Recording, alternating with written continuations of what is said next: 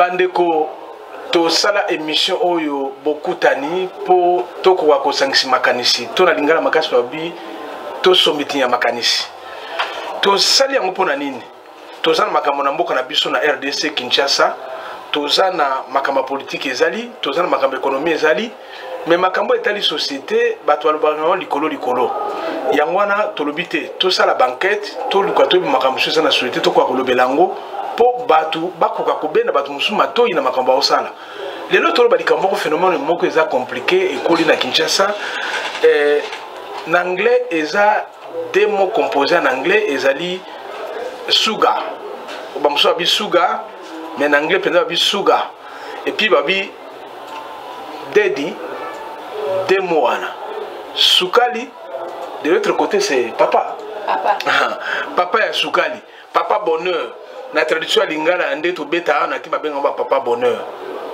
nazana bande kum balé to za une émission oyo ya 30 minutes to za na netique ya to senga bino bozo abonnement c'est là biloko ko kota biloko ebele ba o bazali bana ba comprendre mboka za kotambola ba o bazana kati ya RDC ba mona ke biloko musuto ça les habienté il faut toujours ça toujours na nzela ba pesi biso mboka tout le temps to lela tant musuma kamike to sala yo sala ke esprit mboka yo ka soni et ka motema ke mboka et permettre batu ba ko développer mboka te nazana ndeko Yasmine Numbi pendeko Horaciel Kamba tozana ba une émission oyo ba kitek sur le terrain ba solo na bana basi ba solo na ba papa ba solo na ba to belé na ba phénomène oyo bana mike ba jeune fille ba jeune fille te ba la plupart baza ba minorité basi bakoli mais ba mineur pe bazali parce baza ko bana partir à 17 ans moi naza na 5e année des humanités ti kene université ba pona système à revivre azwa papa moko boye papa na zwa en charge asungaye et ça bien mais il y a aussi des conséquences alors to kisa ba aussi le terrain ba solana ba to bazwa point de vue ya ngwana mutuna liboso na bandi et pas ya ndeko Horaciel on a benga mingi ora au qui est sur le terrain, au Koutani na batu. Tout d'abord, comme wana, yo autant que l'université, au sein de communication des organisations, aux amis milieu universitaire avant que commence à les na média. Vous avez comment déjà l'université comme wana? Oui, déjà na yo quand on a université et surtout entre les filles. Ils a un an au yo na yo plusieurs fois. Alors na tant ba fi balobela rango eza pona sens le coup muto ba critiquer na sens négatif nango. Bon, je vais parler en tant que fille. Eza na sens il y a le coup quoi. Pour mon que j'ai un partenaire officiel, dans un sponsor nanga moko boye.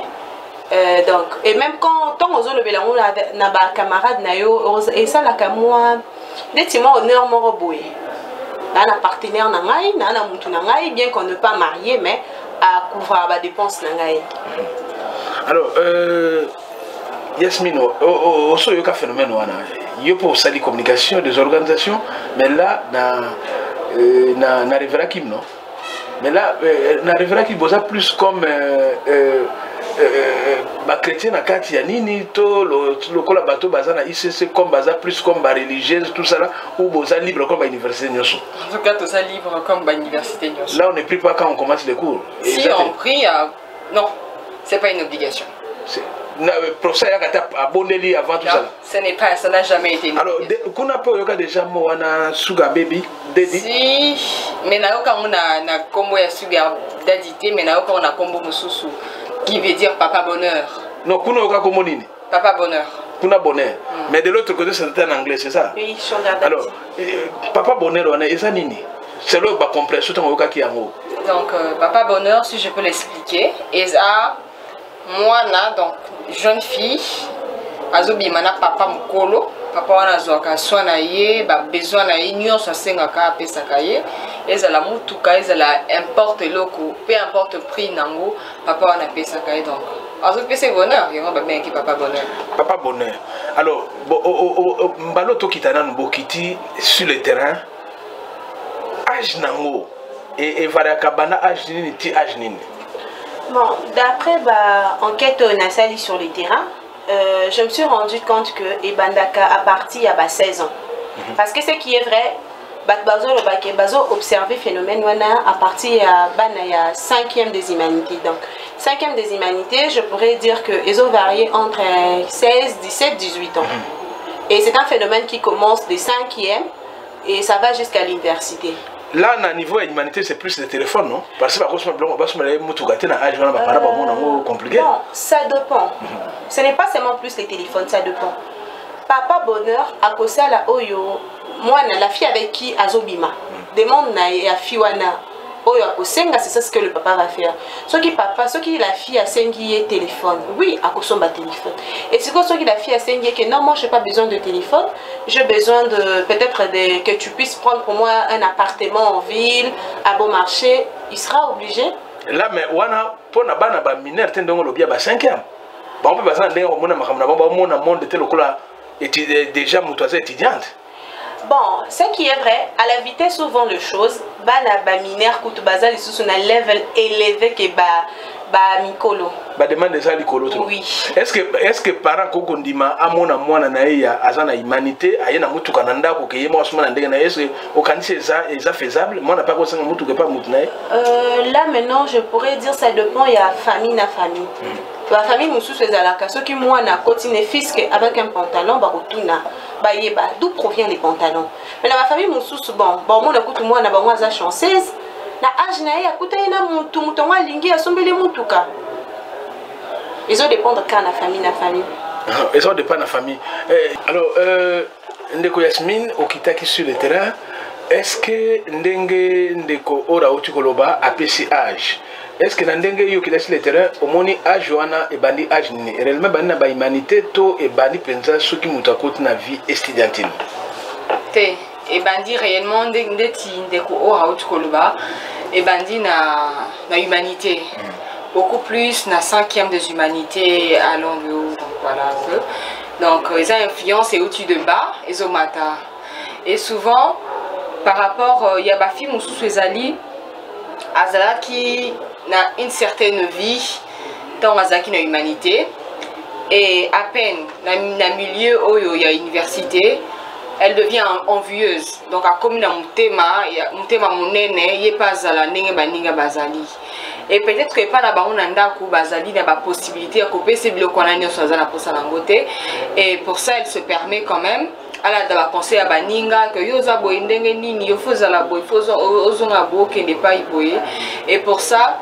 à comment on a solution solution à souka donc il faut moi papa papa bonheur parce que les jeunes filles de nos jours disent que les jeunes garçons ils ne suffisent pas ils sont incomplets quoi donc papa ndé tout cas veut dire que papa est responsable ont marié donc déjà à un standing est bien stable donc aux a besoin de balayo mais tu as juste besoin à soit na yo peut la mise sur ba camarade au moins quelque chose aux a la peine à mot à dire que ce au na baninga comme il arrive de fois na université tout na classe parce que comme l'a dit Horacienne c'est possible que moi na humanité à senga que basombele appartement basombele mutuka parce que na libre bazar OK ça libre donc peut-être que yona et pas na bino ndako ba idika ko bonté mais quand tu sors dehors influence extérieure et bétiopé donc ça lui pense que yope au luka sugarda dinayo aba nous en charge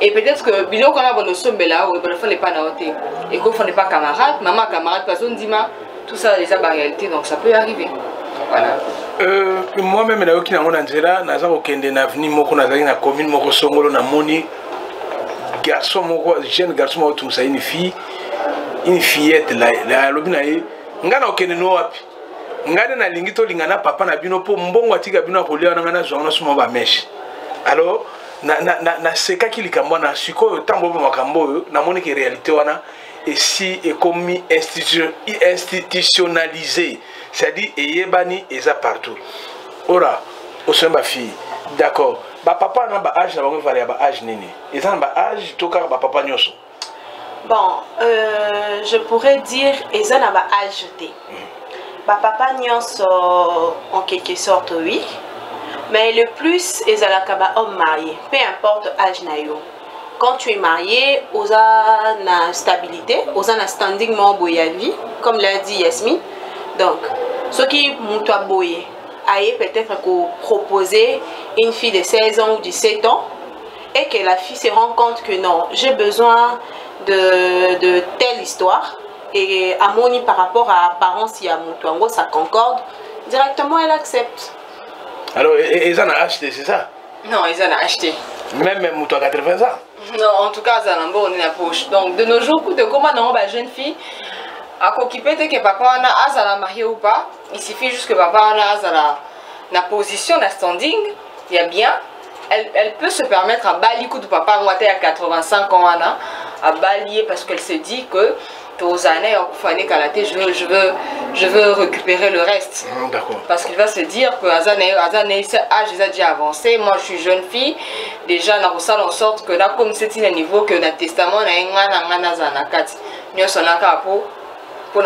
alors c'est-à-dire phénomène un peu ça qui n'a pas mis qui la porte de Toyoka qui des jeunes garçons baza au balana ba koko ya mindele pour atika biloko c'est-à-dire awa ils ont un sens contraire ba jeune fille baza olinga ba vivre na ba mikolo mobo pour espoir ka kotika biloko mais ce qui mutona zaki na bana siko yo che mutema yo ne bobo tite mo tete maintenant c'est ko zala ndeko solo na bango maintenant c'est ko zala te que bana balo ba keno ezabilo papa na biso.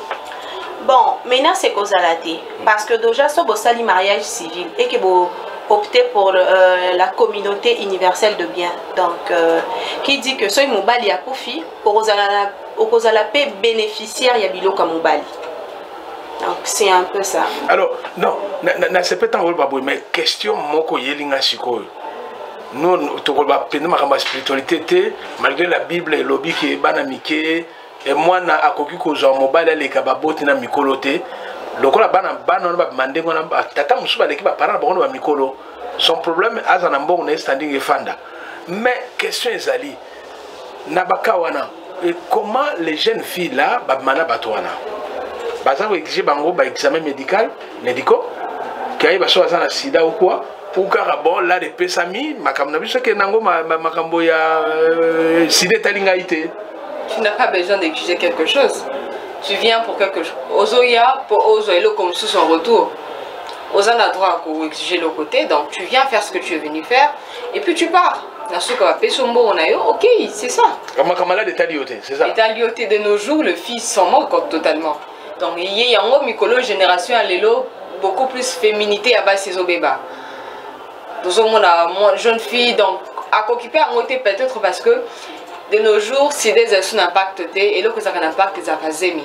Et surtout que déjà phénomène ya kolongola zemi c'est bima nango. Donc si d'un coup de comment nango, on dirait hypothèse il y a que décourager amoureux parce qu'il y a ces gens qui disent le sida c'est un syndrome d'immunodéficience pour décourager les amoureux. Donc c'est là d'autres personnes le disent. Donc, Azan attend à côté à ni sida ni parce que déjà cette personne a son argent. Azan a bon on est Azan a nion sur lui donc yo Azan est l'autre côté tu ne viens pas l'exiger à ça la test sida pour banayo parce que ceux qui yo boy musu so rozala. Donc une fille elle peut se dire chance ya kaka mbala moko na vie. Likambo musu ba comme on m'a be petre ya comme le bakenza mais nzamba cha mutanzela muntu po bon c'est pas bon moya muntu. De nos jours, excusez comme Kayangwa, on ne sait jamais. Mais Kaka, on ne sait jamais. Donc, les fils s'en foutent que Azala homme marié ou pas, parce qu'ils se disent que Bisson Stoché Moutou. Donc, de la même manière que moi, si on a bala qui papo, de la même manière que je vais faire de mon mieux pour na donc voilà un peu les filles sont devenues. Là, tu as un principe de qui est mobile à Moutazarate, c'est ça? Oui, juste. Là, mobile ça à l'état. Alors, mais bien sûr, ora, balobi, connaissez probablement au tcham mutu makamalaди etali bangote. Et maintenant, est-ce que réellement, kofana mutuana ezakapo ola nambongo non? Oui, justement, parce que imaginons que moi, il y a 17 ans. Ceux qui papa il y a 60 ans. Azana mandefou vraiment mandefou à plein besoin monana. Aeko de ranger. Déjà, ce qui la fille à se permettre andima. certainement kabondima par rapport à bien naé et surtout le sous qui papa en ça la cour et comme les messieurs il est véhiculé, il a tel autre standing, elle n'aura même pas le temps de réfléchir. Non, il est beaucoup plus âgé que moi. Non. Ce qui va passer en première position dans sa tête, c'est quoi? Bon, il a de l'argent, peut-être que bon, j'ai besoin de telle histoire. Ah non, vu qu'il me fait la cour, je vais profiter de l'occasion à la fin et puis lui demander ce dont j'ai besoin. Alors, Nathan, Asana fiancé n'a été à âge Azate? Bon, ça dépend. On a interviewé une jeune fille là qui dit que oui, elle aussi Azana ba pratique wana, mais Azana copain naie. Et d'ailleurs même ce qui m'a encore plus choqué c'est quoi? Copain naie ayebi même que copine naie Azana papa bonheur naie mon koboué. Justement, et pour aller plus loin que tout, papa bonheur ango mutu apesa musala ya apesa musala na copain ya fille ango. Ce n'est pas possible. Là, ça devient compliqué. Bandeko, et ça, un phénomène, monsieur Zarobo Tama, peut-être ça, misère ou situation que ça va traverser. Et ça, le col à Makabao, comme sur le Belango, et ça, problème, baza ko constater en mingi, na ba jeune marié, baza ko luka ba parrain, to ba marraine, ou baza ba moyen. Et ça, ko sala que ba parrain wana, ba papa ou ba ki ko luka ba compagnie ba ona di bala. Et bien, les gens bimana, moi si oh moi no bala ye nae, ba musuku tu bacha ba zemi, balandi mbongo. Alors, Yasmine Ochikoloba, est-ce que vrai tant sololi, est-ce que quand il y a ba maladie, tant ba kuta na ba gangi wana ba ba ke papa cause maladie, est-ce que ba j'avais examen tu zakaka to ke nega kanza memo yebi. Bon, par rapport, il y a résultat on a la vie sur terrain. J'ai parlé aussi avec une fille, elle m'a dit que elle, son cas, elle ne peut jamais se dire que mon avec qui a bimarana et azana sida. Il a tenu pourquoi? Non, déjà voyage à Kawibike. Mon toit bimarali banda mboka à chaque fois c'est la kaba tester. Donc je me dis soit à voyage à tout moment, n'indimité kazana sida et en plus les sous-sous. N'a aucun quoi exiger état sérologique n'est pour nanine parce que on a mon tunazo qui est envers yé pour ça la pour réaliser ba besoin n'angai. Donc, mon toit sengaka à quoi imposer la loi, mon toit peut s'attendre à imposer la loi.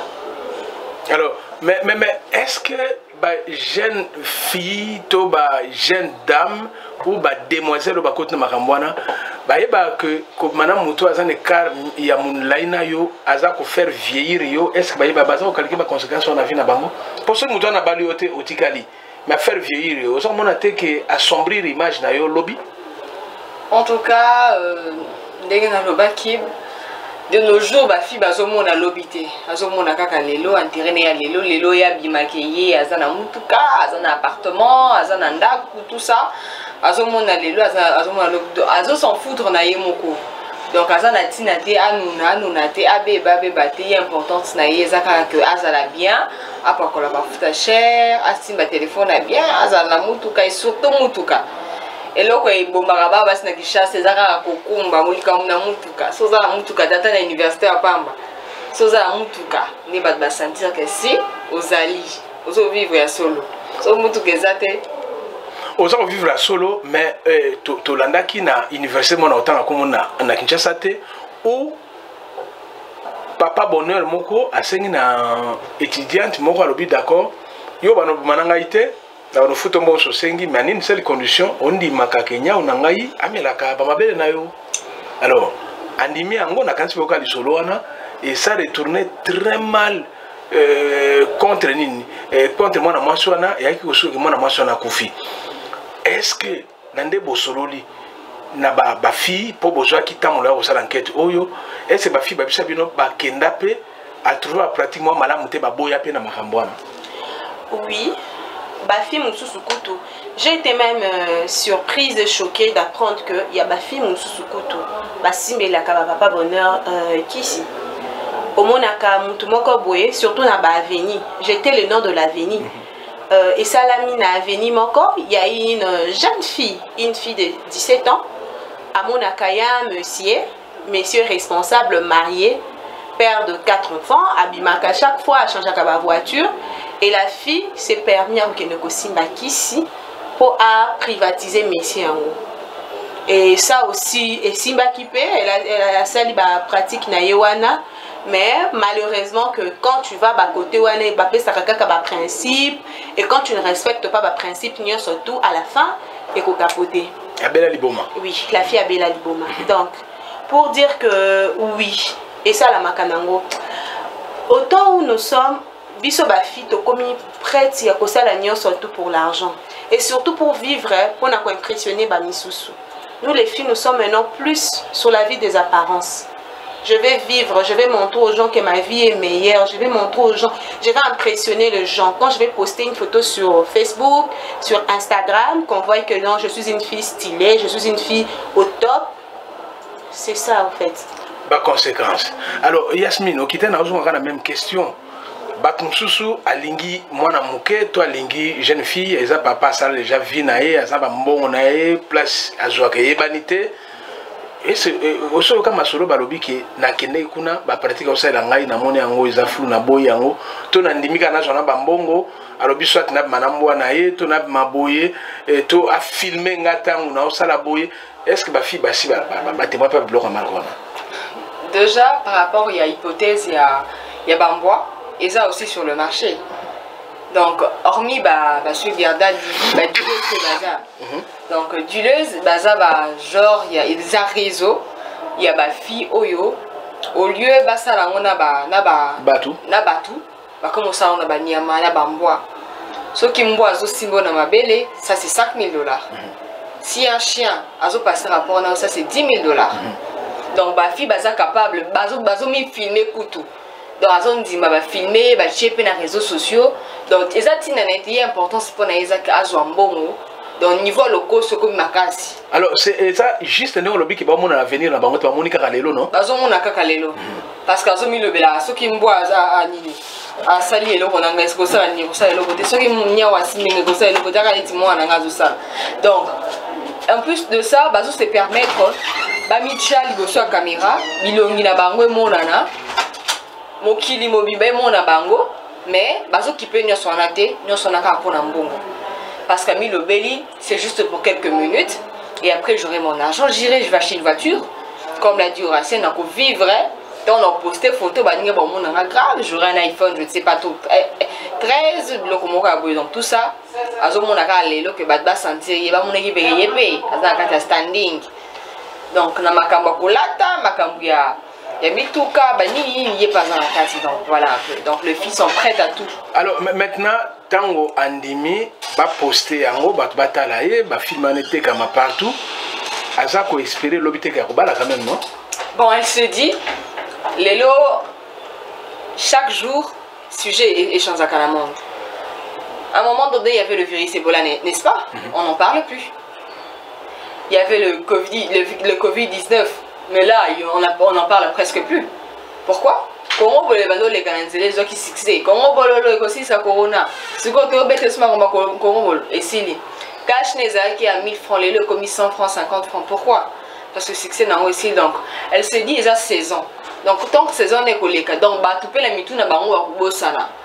Donc elle se dit peut-être que après 10 ans, 15 ans, ou peut-être écoute il y a mon cas là parce que moi j'ai parlé à une proche qui m'a dit que azana ba camarade baza donc pour na bango vie na comme écoute yangwana parce que azana tina mobile te pour mobile ça eleni pour ce pas azana mbongo mobile na mbongo moko pese mbongo mobile ondima parce que na mibali pe ba komi na makambwana ozaka ba cité na mibali ba komi ba bébé buchu li maman mo bia mukolo kwa pesa kwa mbanga donc au quartier GB dans un avenir que je ne peux pas chuter. Donc ça se fait. Donc tu peux toi hier comme na Congo boy. Moi on s'est sauté à Bali officiellement maman mukolo. Ça se fait. Donc un jeune garçon qui a 23 ans à Bali maman mukolo. Pourquoi? Pour ba mon na qui est Jika qui a zongi mais Jika koyate azaka na standing. Donc Jika koyate et là avant qu'il y ait un exemple moko na zwa ki yango na maman moko ateka ba produit permet l'université moko ya nakate ya mboka Kinshasa là na za qui n'est pas ora est-ce que ezana ba exigence pour papa mukolo na kine kolinga fi ba ezana ba exigence to ezana ba recommandation il faut ou kaka boye makambekei bon je dirais exigence té non ba papa na ba pesa ba exigence ndenge no ko zalato oza disponible pour naye bo tout ça est-ce ezali. Bon, je pourrais dire que d'abord, ils ont joué la disponibilité. Quand il a besoin de toi, il faut la disponible, peu importe l'heure. Attention à bien à 2 h du matin, toi tu sois toujours disponible pour lui. Donc la seule exigence vraiment, par rapport, il y a échange dans un bateau. La seule exigence c'est la disponibilité.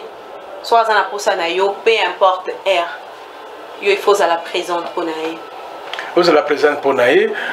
Bandeko sono ba boye to salaka enquête moko et umeli mwakala to zalaki na université de Kinshasa. Alors maman moko ateka ba plante médicinale comme balobaka. Alors tant on sona ebisi que papa ba jeune garçon belé ba mi bebisa bandimi ba maman na mikolo maman na pesi exigence.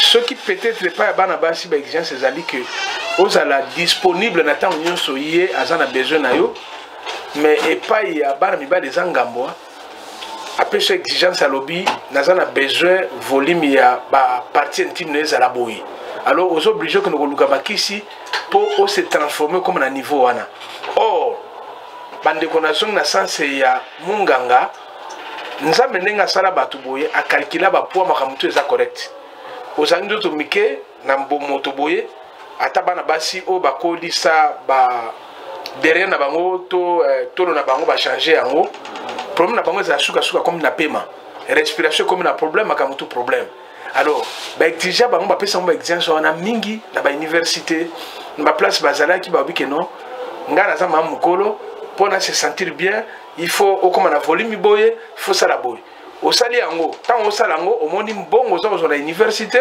o za ko langwa nango vous avez changé votre téléphone, vous avez une jeune fille au bango, mais lobby si ma lobby au canto bala. Tant que bala boy, au commun à impuissance sexuelle. Pour baki si wana. Tout ça les lots n'amboko to un problème. Nayebi que mboka soki misère et koti ma cache. Bikamo sensation de commis problème. Pour ba jeune garçon, baza au souffrir d'un problème maintenant impuissance. Beaucoup imaginer tout ça na Kinshasa. Moi, na mobile à 16 ans, 17 ans, 18 ans, jusqu'à 25 ans, pour Akutana, moi aussi, il faut me la bakisi. Ils ont déjà destruction en nation. Hein. Bakisi, ba film pornographique. Na ba pays musu faut muta comme âge moi mukolo pour me la bloquer. Mais ceux les aba jeunes, baza au melango, c'est que baza na problème. Misère sur le côté batna mito qui ba problème belé. C'est vrai, tout ça ko le balelo côté à basi, tout ça ko nyata ba mbali bokeba. Surtout moi na mobali moi ça na problème mais moi na mobali yeba que pour que o ko satisfait il faut osa la complet o ko côté le normal o ba bi bo pikiliki alors maintenant si on a problème que o mela ba ki so comme si on a difficulté yeba ko balate moi ça na problème moi ça na problème mon côté à ce qui concerne makambwana mais moi na mobali alors bien est-ce que bana basiwana c'est vrai à lobby que là nakati l'église ba témoignage na mana papa abebi sangai est-ce que ba ye ba rappeler que lobby du point de vue molimo akokipe comme même kumba moko bena nzoto pe bebi sivina ye ba calculer ba danger wana oui peut ça premier le contrôle là est-ce que ba calculer ba danger wana que na bimina papa e muso arosa ba moto na détruire ngai ba calculer rango oui ba calculer ba danger wana j'irai même plus loin les roloba que il y a ba misusu kutu ba comme kobimana ba papa sucre na bango et après c'est que ok non moi je suis dans un réseau où je ne pourrais pas seulement sortir avec toi bando lukilanga ba fille plus ce soir ramener ba fille moi je commence à te payer et il y a de filles même qui le font. J'ai eu à parler avec une fille, elle a dit yé à ça la kango papa sucre naïe abimaraka kanaïe mon côté abimaka voir même na ba camarade na nyoso. Et na tout nié comment est-ce que tu fais? Elle m'a dit bon na Kinshasa nyoso tout est comme inango possible. Ton embêta mastanga li solo et puis non zela ton ebisanga mona mai na mpiaka et tout non c'est bon. Na mutu na mo boya sepela na yo et tout. Mais il faut fumama. So fumami on peut son bon. Et directement la fille a au fond wama. Donc on ne met pas papa nangai. Papa n'a qu'à tenir un pourcentage et puis la fille va payer Simbo. À la fin, on a tout nié les sous. Oh. Mais quand on baboui, est-ce que tu sais qu'il y a des conséquences? La fille m'a répondu, profitant de notre jeunesse, de vivre un moment présent. L'obito yébité. Qu'est-ce qui te dit qu'on va revivre après 10 ans? Peut-être qu'on va revivre en 2025, 2028. Je dis ok. C'est compliqué, hein? Yasmine, danger, danger spirituel. Est-ce que, et comme on ne rappelle pas ma fille chrétienne, que ma fille ta fille chrétienne, des filles chrétiennes, souvent, mi bon maranakat ya chrétienté na bango. Bazo pe sa apparence ya oyo bazate. Na mokili, je préfère une fille oyo azomi la qui s'agiaza na bongo. Parce que c'est beaucoup plus de filles chrétiennes de basaka makamba bazana kata kubombana. Mutu musu ko zaza le yenge na eme asana ba limite. Elle se dit te fona suka awa. Mais mutu mususu azo sambela mais na kata ko sambela lewa na makambo wana donc soto bando bimisa makambo belé. Donc le fille chrétienne n'en fait pas une exception. Elles font partie de ça. Donc je ne les accuse pas, mais du moins comme l'a dit Horacienne, moi aussi je connais, il y a une fille là que j'ai parlé avec, elle a été claire.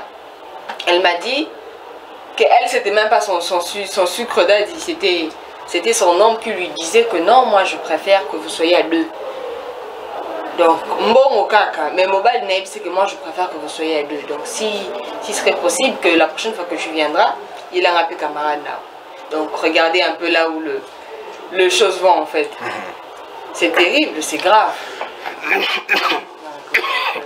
Tikata na kosolo bandeko po ezama ka mususu ezako ningisa gorge ozo comprendre que to ebite surtout okende wapi eza bien mais la kisi ki lobi peut-être ozana ba famille te ozo mona ba pays mususu c'était qui la philosophe là qui a dit que la maternité n'était pas mollo?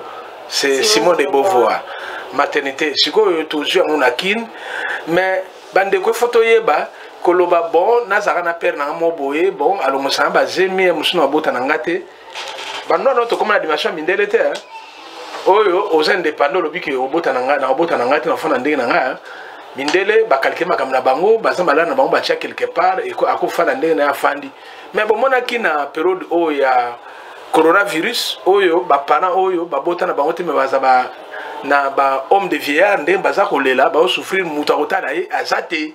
Alors biso zamba mboko za ba difficulté quand tu acceptes certaines choses au moni lelo le besoin monate to boy lobby autant no kondoki po yeba ke na bambulu ekoya ba nok ba ozalate tata mosa ozalate po na ajuana yo koma tata mosi okomi noko muta ofunda azate keba kono funda président de la république na premier ministre ke baloki yo to boy makamwana po tango sa makamwana za na problème te et surtout elle moko to tanga makamwana bien te na bible lobi oyo basala kamona kuku o manini na poissano tango ça la suko za na kuku o komi siko na âge moko sikoyo posa ya bien komi poissana siko bimi sikoyo makamwana rappeler yo et comme ça la charge mo bouger ezate to za bande ko na kansi to za ko ne faire fin émission problème mususu ba pratique.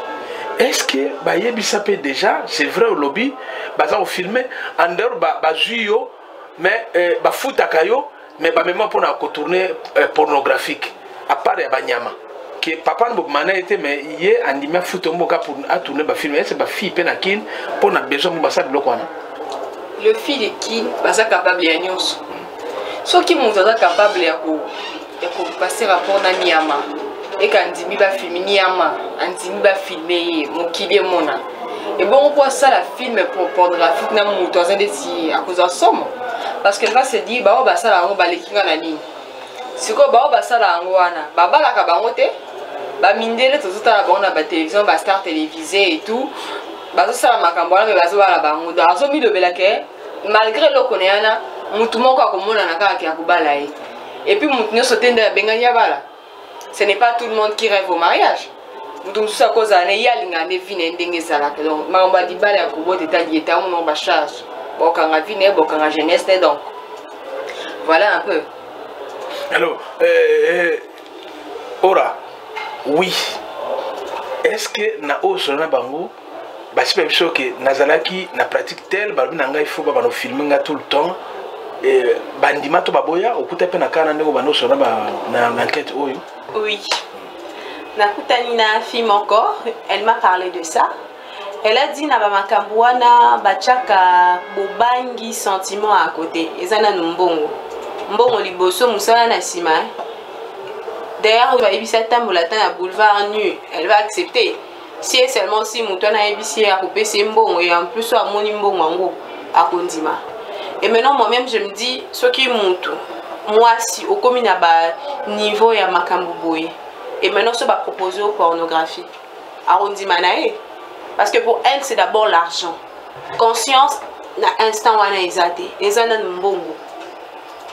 Alors, Mbongo allez sa fiancée, naïe, tout ça, le rendez-vous, Libabe, au baby civi naïo, na période où on a fait bala bonda que c'est compliqué, vous allez comprendre te, vous fundi batu, vous keba délivrance, nous avons la place au pika, ba misa naïo, au baby civi naïo. Alors, pour to chiter question et souka et linga na mutu hein. Na mboka oyo tozaki na histoire ndenge bouti koloba ya musicien mona autant comme on a été aki makamboka oyo na époque ya président Mobutu balobi ka mana mbwa ya boxer moko boy alors asibisaki ba pression santé ba ne wana akala wana alors aki mamboka oyo akokaka te lelo makambo wana elobela keloko moko te toyebi te soki balwa na biso komo autoriser yango ba pression tant peu muso ba partenaire ba mboka et comme ça est-ce que ba fi bosona bango ba tomba na dika mususu tu sors avec un partenaire et puis ngana zana makambo na baloji ba mystique. Est-ce qu'on dit que pour vivre mieux? Est-ce que vous récupérez sur la marque? Déjà, tant que vous passez rapport dans Niama, vous évitez ce qui est Niama, la carte n'est pas mise à la carte. Donc ça veut dire que tu acceptes tout. Vous me dites, parce que ma fille nous sous, bazan a bangopé que une fille là, donc les filles disent que je préfère tout. À ta point qui a poto, il n'y a pas un bon coup tout est. À ta point qui est des potos, je ferai tout. Tout ce qu'on me dira, je ferai. Donc, poto, monté, mais poto, qui est dans sa nuance. Donc, qui veut dire, quand tu parles de tout, tu généralises. Et ça n'a pas loge, et ça n'a pas maison, et ça n'a pas sokolayo, et ça n'a pas. Donc, nuance, juste pour de l'argent. Juste pour qu'il y ait poto. Parce qu'elle se dit, soit comme un poto vie bongi. Donc, manière de réfléchir est comme illimitée. Tout tourne autour du présent. Plus personne ne vise l'avenir. On est sous l'obité. Et comité que nous allons quitter la classe, on a le côté capot. Baninga bazo salanga na salate pourquoi? Peu importe manière la cause, on peut faire mon anga qui ngaipe na comme des tibango. Que ngaipe na komi mwasi, baka nsate que balikinga na kitoko biso soza bas biso to kotambola na sikango. Alors mais maintenant bakende ba église. L'église va prophétiser matin que non na monaki yo obimakana mboa na monaki yo mana papa église va prophétiser matin ça église comme bonza. Souvent maintenant nos églises deviennent de milieu commercial. Souvent nos pasteurs, je ne dis pas tous les pasteurs, il y a de ces pasteurs qui sont là pour flatter. Donc à mon initialement bah y a ce qui est donation d'église à télémarque à Pesaka côté bah partenaire financier Serwanaza à ta moni professeur le bâtard. Et Zaka, je te bénis. Je te bénis. Ah, bénis Moussa et Kende Liboso, non? Et Kende Liboso. Parce que déjà, quand on bénit, même quand un pasteur bénit à l'église, il ne dit jamais que Moussa la malam Kende Liboso. Albakaka. Missa la bino Kende Liboso. Donc, à généraliser, à ma béni à malam Kende Liboso. Donc, voilà un peu. Ora, aux chrétiennes. Est-ce que l'église et aux hommes en église les lots pour balobi que l'église catholique et protestante baïba ko sambelate ce sont des églises révérend baïna molimo nous allons permettre bango ba makambu oyo bato ba yebakate c'est vrai Dieu est Nicolas Makambutu et alors moi ko sambela na mo kilote sa nzamba yeba est-ce que l'église peut combattre ba système wana est-ce que ba séminaire ou ba enseignement na ba TV toi mususu na ba église vous avez que ne masuri pas ba camarades. Les pasteurs prennent le temps pour côté pour décourager la pratique on a image à bateau vis-à-vis de Nzambe. Et c'est ça aussi le matou ils promis kaka le côté et côté dans quatre églises. Bon, je suis chrétienne, mais je dirais que actuellement non. Parce que présentement, bah, pasteur, je ne généralise pas. Oui. Mais présentement, bah, pasteur, bah, commis plus focus na mbongo. Ce qui, supposons, a moni une jeune sœur, comme l'a dit Yasmine, à une église, parmi bah, donatrices Yamakasi. Même ce qui peut ayebi via jeune sœur Ango, même ce qui a yoki. Je doute fort que à cause de la courage que la sœur non, tu vois, suite à tes pratiques boyées, la Bible interdit. Au contraire, Koutou, à Kolinga, abandropé c'est ma prophétie, mon ko boyé yadmia. À chaque fois qu'on a l'appel de fond, à chaque fois qu'il y a un problème, il y a l'église et motiver la fille à contribuer. Donc, dans nos églises actuellement, et comme un mois passé. Parce que présentement, est commis seulement sur bénédiction, Dieu t'est béni, que tout ce que tu fais puisse être prospère et battre vraiment le sous-souter sur l'essentiel, non? Sur l'essentiel, est-ce que papa bonheur, c'est-à-dire abotane mwana, c'est ça le marapé. Voilà, ils ont ma fille. Donc elle se dit, pour ce qu'elle l'étape, peut-être que à un certain moment, elle peut perdre le contrôle pour retenir les amouana. Sans qu'elle ça n'a pas hypothèse que papa n'a pas de cigane. Parce que maintenant, on peut bazar. Ça n'est pas pour une exigence peut-être à cause que au cours bien a voté pour le respect de ma femme. Parce que les hommes mariés sont exigeants. Azot maintenant libanda mais oui, moi c'est un que tu ne touches pas. Makamu susu akolinga kotisa yo. Moi na libanda, mais moi c'est un d'accord lingate. Parce qu'il s'est dit que alingi moi ce n'est yo alingi yo c'est juste pour un temps. Et par rapport à Makambu Bana Kubota, c'est beaucoup plus de filles qui peuvent viser ça. Milo Liban. Ah, on a une engagée, enfant, c'est rien. La bosse n'a kaka et à cause de la charge, voilà que tu as commis à vie. Parce que non, tika moi naté, moi non qui na garde n'a été, peu importe. Non ça ma tata, asa mon homme responsable, peut-être c'est un DG dans une entreprise. En gros, qu'à Sonic, bah mon nanga peut-être jeune fille, n'a ça scandale. Et pour éviter ces scandales, il va faire tout ce que je lui dis. À cause de payer la caprice nanga de A à Z. Parce que l'enfant est là, l'enfant doit étudier. Donc, c'est juste pour de l'argent. Donc, à moi, on a occupé bien tes problèmes, les affaires que a beaucoup plus d'avantages, beaucoup plus de considération. Parce que, ami le bel qui n'a qu'à tirer moi la considération et comata, parce qu'il y a un enfant. Il y a du sang, voilà. Il y a du sang. Est-ce que il y a une adresse, il y a papa wana, papa bonheur, et adresse vraiment il oui. Est-ce que papa a une adresse? En tout cas, à la vitesse souvent le chose. Oko lingana mutu, oko lingana papa bonheur ango nandila. Mais yo mon papa bonheur, tu vas t'étonner le jour où Boroyo Kanate au monde à la fille elle débarque jusque chez toi. Ah bon? Oui. Ça dit bah il y a adresse, c'est ça? Oui. Bah prena temps. Et puis généralement hein, bah fille bah on m'en bah ciblaka. Non, je vais sortir avec telle personne parce que il est élevé au niveau financier. Mais quand elle va tout faire pour avoir la personne, elle va aussi se renseigner place à Salaka. Moi, signé à Salaka Nini, Ndakunaye, activité Nini à Salaka Nango. Donc, Baye Baka. Baye Baka, on a si tout ça dans cette émission, on a si c'est compliqué dans le but de abonnement. To que ne malembe to ye poto ba bêtise non non non. On parle de problèmes sociaux ou problèmes sociaux na boyike. Pour soucier ça que tout ton amboka, toi alerté. Bah oh bah vous allez sauver, bah ça sauver. Oh peut aboyer na bango bah continuer système na bango. Problème tout ça rolinga, bah tu vas être responsable. So sala makamwa na trop, le makamwe baby, yo moko beta to loke ezanga imoko. Ole goko c'est la noko, tata mwasio awela ka lopangu, bah sala be balinga kabisote, so to barakate, o sala makamwa na e baby sa vino ya libala. Sala responsable.